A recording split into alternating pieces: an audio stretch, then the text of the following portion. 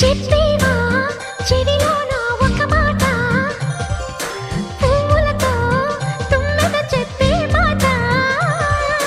నీ చిరునవ్వు సాక్షిగా తాజ్ మహల్ నాదట, నీ పెదవంచు సాక్షిగా షాజహాను నేనట. నీ తీయని ప్రేమకి నా పెదవే నజరానా, నీ బయటకి నేనిక బానిసనే నెరజానా.